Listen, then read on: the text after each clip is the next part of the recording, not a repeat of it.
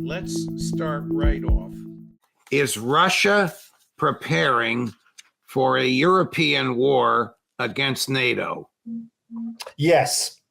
Let's say the headline would be, in the corridors of power, from the Security Council to the Ministry of Foreign Affairs, to the Ministry of Finance and the Ministry of Defense, they are ready.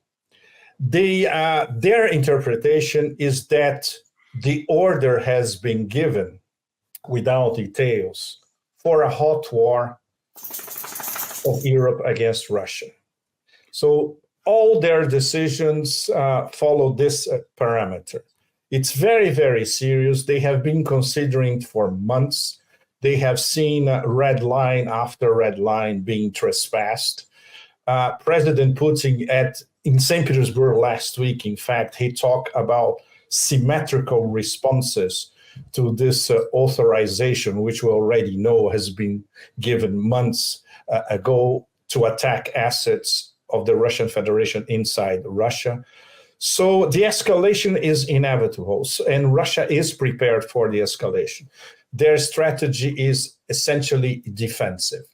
They assume that the people who actually run the show, I'm not talking about emissaries or vassals or paid functionaries like Sullivan, Blinken, etc. The people who really run the show, the Atlanticist show as a whole, especially in the US. The anathema, the absolute anathema, is that the defeat in Novorossiya is practically inevitable.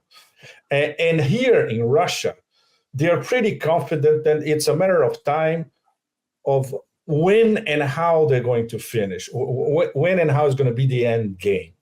The problem is they also know that this anathema, from the point of view of the US and NATO, is stratospheric. And there was never a plan B.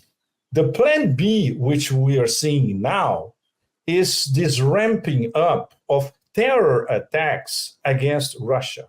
So, and there's now a consensus, even a popular consensus in Russia, that this has gone too far.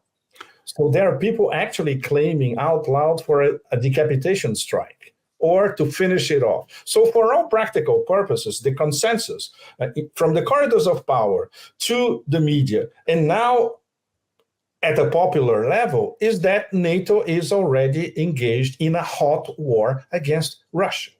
And that's what makes it so incandescent, the whole thing, because then public opinion starts asking, okay, what about the red lines? What about the decapitation strike? What about the symmetrical and asymmetrical responses? And for the moment, there are none. But these three next months are going to be crucial, because there's a discussion here, a very lively discussion, that if the Americans want a false flag, it's going to happen this summer, because after September, we'll be too close to the American elections.